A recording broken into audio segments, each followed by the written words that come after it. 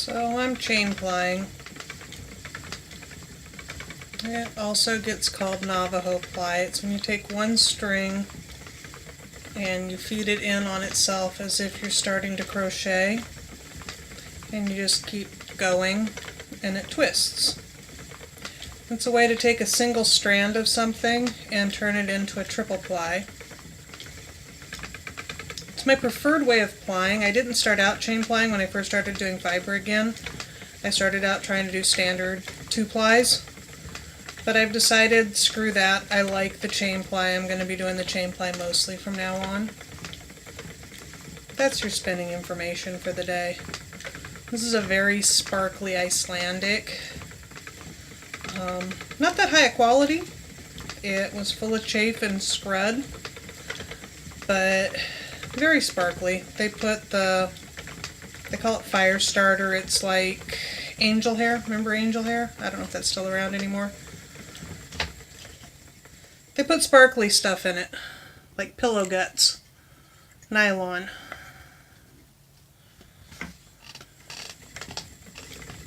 So, came across some medical news today that threw me for a loop. It hit a little too close to home. And my first worry was that it was going to really upset the husband. Years ago,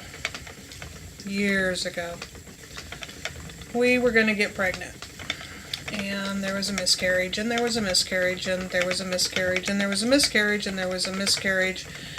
And there was some medical testing, and there was a miscarriage, and there was a miscarriage.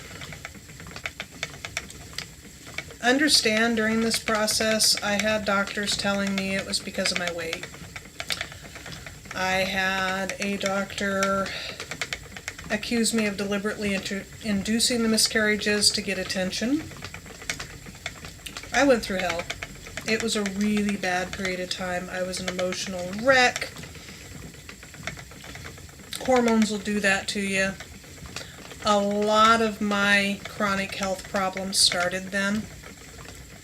Not 100% as a direct result, because a lot of my problems are genetic, but they really got messed up then, and they continue to be messed up thereafter. So there's this brand new thing out. I guess it was the first study was published in March, and there's been 2 other studies, and I saw it on a Science Alert and cross-referenced the studies, and yeah, it seems that in a good portion of the incidents, when multiple miscarriages in a row happen with a couple, it can be the sperm's fault, not the woman. But for some reason, medical science never thought to check that until recently. They just assumed that all the sperm's got to do is show up and everything else is on the woman. So, when I first read this today, I got really worried about the husband, because he's always felt that it was his fault, that he wanted a genetic kid because he's an only child of an only child, that there was something wrong with his sperm even though the doctor said, no, it swims and it's there. I thought that he would take the information as a reason to compound his already guilty feelings and get all mopey and miserable. So I messaged my best friend, my girlfriend. I was like, how do I handle this? She's like, you have to tell him because he's going to find it. Somebody else will post it online and he'll know you saw it. You have to talk to him about it. So over dinner tonight, I'm like, oh, by the way, there's this new information. He's like, yeah, I knew it. Oh, you saw the information? No, I've just always known it was me. Well, yeah, I know you've always known it was you, but now there's medical science. He goes, yeah, that's pretty cool. Side eye. He's taking it as confirmation of something he already knew, and it makes him feel better because he already knew, and it wasn't just his anxiety telling him this. I got nothing. I'm happy he's not really, really upset, and if he gets depressed in the next week or so, I'm going to slap him upside the head. Not literally. Not literally. So, if you're in a relationship and you have 3 or 4 miscarriages in a row in short order, especially if the woman has carried to terms in the past, it may have something to do with the sperm. It's not a mobility and it's not a sperm count issue. It's a DNA fragmentation issue, and there was a whole bunch of other technical stuff that my brain's not holding on to right now. Yeah. It's not necessarily the woman, and don't let them tell you you need to lose weight and it's your fault and you're just being hysterical and you're just looking for sympathy, because all that shit's bullshit. Yeah, I just made a knot. Okay, I fixed it. That was pretty much all I had to say tonight. I posted last night, but I didn't go on to Facebook and tell people I posted, so very few people noticed the video. It's nice that when I post on Facebook, people see the video.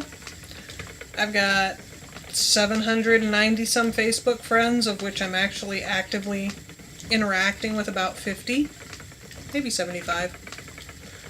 About 15 people have followed me here to YouTube. My whole reason for starting the YouTube is Facebook's in a lot of controversy, and it could very easily go away or in some way, shape, or form get controlled real fast without warning. I used to be big on Zanga. I used to have this huge Zanga thing and a lot of friends and a lot of followers, and I really, really liked Zanga. And one day Zanga shut down. And they swore up and down you'd be able to get your back posts off, and I couldn't. It seemed you had to pay to get those back posts off. And everybody involved swore up and down they'd keep in touch, and we didn't. And I really miss a few of them. I was part of a page called Speedy Click back in the day, where if you played the video games, you got points and you could go on to auctions and redeem your points in the auctions. Buy stuff. And they folded overnight. And one of the people involved, who had the email addresses of everybody she'd done an auction with, had her daughter start a new page called Barter Friends, and Barter Friends was awesome. There were about 250 of us, and some of them I really considered friends. And I lost internet when we moved from Pennsylvania to Washington for 4 months. And in the 4 months I was without internet, Barter Friends went away. Speedy Click, mind you, had millions of users. It was not a small site. It was a competitor for eBay at the time. I don't think eBay even existed yet, but that's how it was big. Barter Friends was a small little social group. I belonged to it, and I belonged to a Stargate fandom back then. And when I was without internet for 4 to 6 months, it all evaporated. And I came back online, and neither one were around, and I couldn't connect with anybody, and I hadn't saved anybody's emails or alternate connections, and I miss some of these people.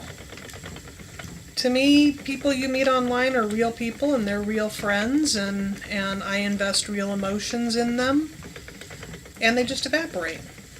So about 6 months ago, I started reusing my Twitter and reusing my Instagram, and now I'm starting the YouTube. I had a different YouTube channel, but I never really did anything with it, and I didn't like the name, blah blah blah blah blah. And I started it when we started the webcomic. I have a zombie webcomic, had a zombie webcomic, and I started the YouTube channel then thinking that we were going to do tutorials, and we never got around to it. A lot of things came down. So I canceled that YouTube. It had, I think, 75 followers, 79 followers. I I have multiple Facebook pages. Between the 4 main pages, I have probably 2,500 unique eyeballs. I haven't posted anything about the YouTube channel on it yet, on any of them yet. We'll see how that goes. Mostly, I just want another place so that if Facebook goes down, at least a few of my friends will think, oh yeah, she said she had a YouTube. She said she had a Twitter. And maybe come looking. I can hope. That's my thought process on why. I've been nagging the husband for 20 years that I want to do small videos. Back when you had to have a video camera to do small videos. But it's never, with life and writing and everything going on, it's never been a high priority. And the other day I had the realization in this cell phone era, it doesn't take all the tools and knowledge and skill, and I can just do this. I don't have to have all of that. So I'm doing it. That's pretty much it. Talk to you later.